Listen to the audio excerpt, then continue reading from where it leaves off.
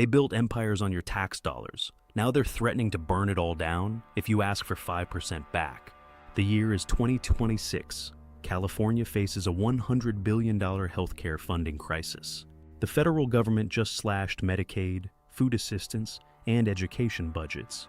And 200 of the wealthiest people on Earth, people whose combined net worth exceeds $2 trillion, are packing their bags and threatening economic terrorism if voters dare tax their wealth. But here's what they're not telling you. These aren't self-made titans of industry. They're the biggest welfare recipients in American history. And this is the story they don't want you to know. It started with a deadline, January 1st, 2026. The date that would determine whether California's billionaires would face a one-time 5% tax on their wealth, or whether they could escape it entirely by simply leaving. At 8:00 a.m. on New Year's Eve, Peter Thiel's firm announced they had signed a lease in Miami. Hours later, David Sachs, who lived in San Francisco's Billionaires Row, declared he was moving to Austin. Google co-founder Sergey Brin quietly relocated to Miami. Mark Zuckerberg headed to Florida's Billionaire Bunker. These weren't just moves, they were acts of defiance. Billionaire investor Chamath Palihapitiya estimated that over $700 billion in wealth had already fled California before the clock struck midnight, and predicted up to $1 trillion could leave by year's end. I made my money from my first company, paid hundreds of millions in taxes, used the remainder to start a second company that employs 6,000 people. And now me and my co-founders have to somehow come up with billions of dollars in cash. California is on a path to self-destruction. The proposal is simple, or so it seems. The 2026 Billionaire Tax Act, filed by SEIU United Healthcare Workers West, would impose a one-time 5% excise tax on California residents worth over $1 billion as of January 1st, 2026. The tax would be measured based on net worth as of December 31st, 2026. Revenue would go to healthcare, education, and food assistance, programs facing collapse from federal funding cuts. 90% for healthcare, 10% for education and food assistance. An estimated $100 billion to save a system that serves millions. For someone like Larry Page, worth approximately $258 billion, that's a $12 billion tax bill, payable over 5 years. For Peter Thiel, worth $27.5 billion, it's $1.2 billion. But the billionaires aren't just leaving, they're fighting back with everything they have. Google co-founder Sergey Brin and other wealthy industrial titans bankrolled a committee with $35 million to oppose the measure. Cryptocurrency mogul Chris Larsen seeded another opposition committee with $5 million. They've filed 5 competing ballot initiatives designed to block or invalidate the wealth tax. They're paying $12 per signature, extraordinary sums in California's ballot wars, to qualify competing measures. This is really damaging to the state. It will drive away affluent residents. The Democratic governor has vowed to stop the proposal, creating a civil war within his own party.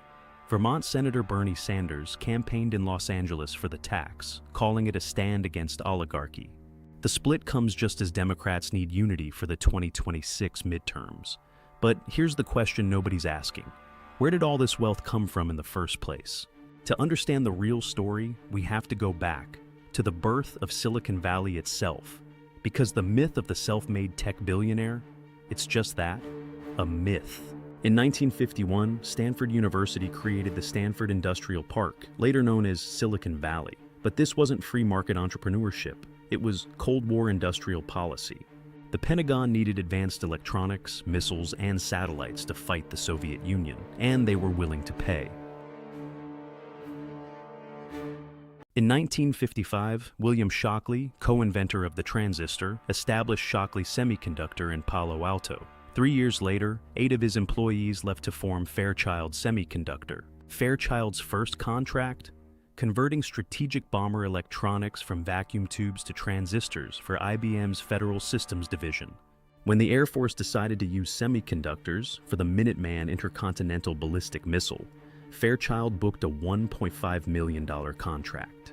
The profits from military contracts financed the development of the planar process and the integrated circuit.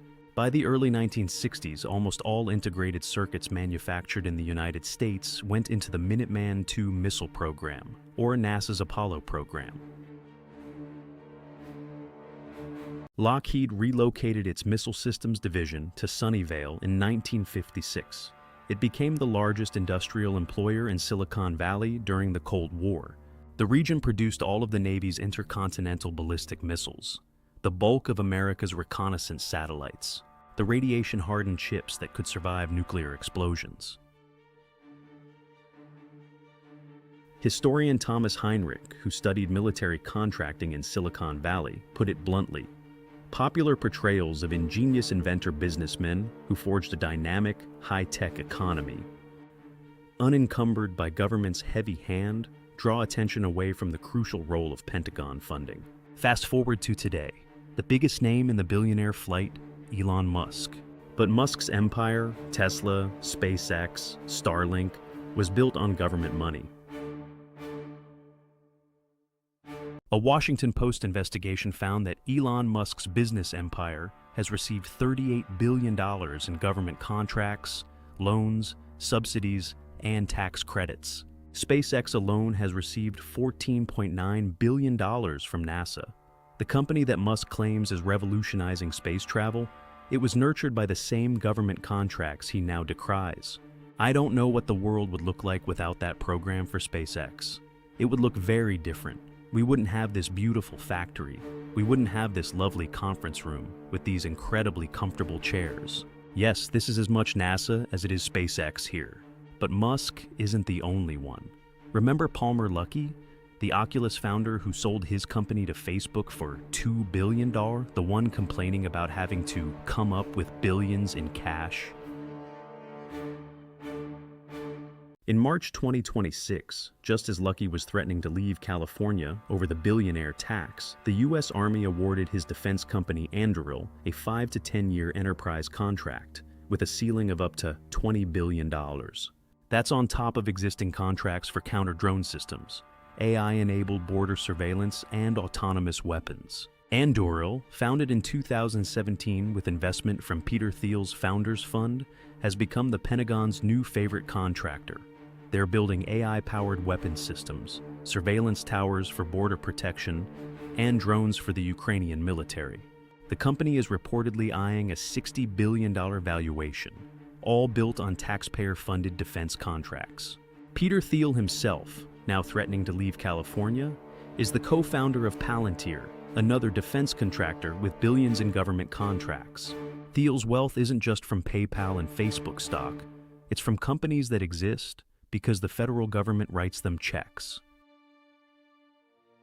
And what about Google? Larry Page and Sergey Brin, both now fleeing to Miami, built their fortune on technology developed with your tax dollars. The foundational algorithm that launched Google was developed at Stanford University through a National Science Foundation grant. Page and Brin conducted their research in a federally funded lab, using taxpayer money to solve problems the private sector had no incentive to touch. DARPA, the Defense Advanced Research Projects Agency, funded the research that became the Internet itself. The Internet, GPS, touchscreens, voice recognition, Siri, all developed with Pentagon funding, all given to tech companies for free, all now making billionaires richer than kings, while they threaten to leave if asked to pay 5% back. Here's the brutal math. The 200 California billionaires who would pay this tax hold a combined wealth of approximately $2.2 trillion. Their wealth grew 30% in 2025 alone, 41% in 2024, 41% in 2023, a 158% increase over just 3 years. The 5% tax, it's less than the annual appreciation on their fortunes. It's a fraction of what they gained while the rest of America struggled with inflation. And they're threatening to cripple California's economy rather than pay it.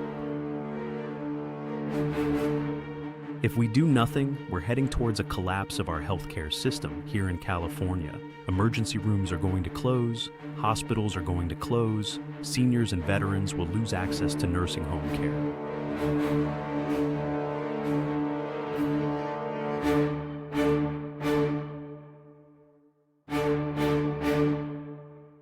The federal funding cuts that triggered this crisis, they come from the One Big Beautiful Bill Act, legislation that gave over $1 trillion tax savings to the richest 1% of households over the next decade, while cutting $1 trillion from Medicaid and $186 billion from food assistance. The same billionaires who benefited from those federal tax cuts are now refusing to help fill the gap they helped create. The same billionaires who built companies on Pentagon contracts are threatening economic sabotage if asked to contribute to healthcare and education. But let's listen to the argument from the other side. This is not a one-time tax. It's an asset seizure, a private property confiscation.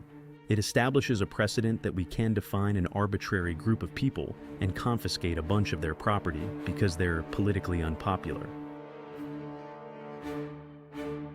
But here's the historical reality.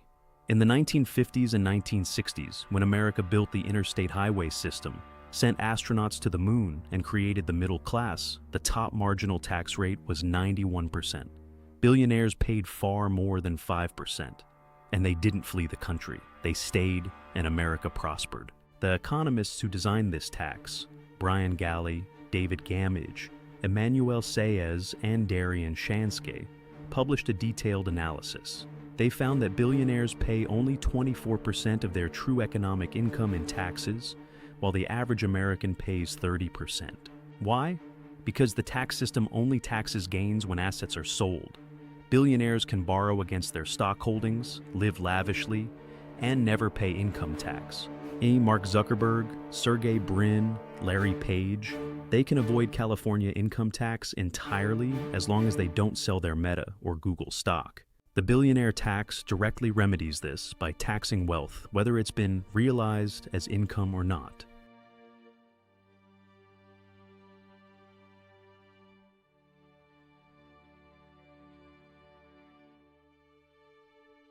The billionaires' threats aren't just about moving, they're about legal warfare. The tax faces challenges under the Dormant Commerce Clause, Due Process Clause, and California's own constitutional limits on property taxes. 5 competing ballot initiatives, funded by these same billionaires, are designed to block or invalidate the measure, even if voters approve it. And they're winning allies. Governor Newsom, who has presidential ambitions, has positioned himself as the defender of the billionaire class against his own party's progressive wing. He's framed the tax as economically destructive, even as his state faces a healthcare collapse. Enough is enough. The billionaire class cannot have it all. This nation belongs to all of us. But here's what this fight is really about. It's not about 5%. It's not about tax policy. It's about power. In November 2026, California voters will face a choice. But the billionaires are betting that by then, the choice will already be made for them. The exodus has already begun. The wealth has already fled. The threat has already worked. Even if the tax never passes, the billionaires have demonstrated that they can hold the economy hostage anytime voters threaten their interests. This isn't just about California. It's about the future of American democracy. When the wealthiest individuals can threaten to cripple state economies rather than pay taxes, when they can build fortunes on taxpayer-funded contracts and then refuse to contribute to the society that made them rich, what does that say about who really holds power? SpaceX has $11.8 billion in additional government contracts in the pipeline. Anduril just secured $20 billion from the Army. Tesla has received $11.4 billion in regulatory credits from federal and state programs. These aren't self-made empires. They're government-dependent enterprises run by people who claim to hate government until they need it. Meanwhile, 145,000 healthcare jobs are at risk. Hospitals are preparing to close. Schools are bracing for $12 billion in cuts. Food assistance for 5 million Californians, including 2 million children, is being slashed. The billionaires threatening to leave California have a combined net worth that could fund California's entire state budget for years. Their annual wealth appreciation alone could solve the healthcare crisis. Instead, they're buying $230 million mansions in Miami and declaring "God bless Texas" on social media. The real reason behind the billionaire flight isn't economics, it's entitlement. These are people who believe that building companies on government contracts, government research, government subsidies, and government-protected markets makes them entitled to keep every penny, while the society that enabled their success crumbles.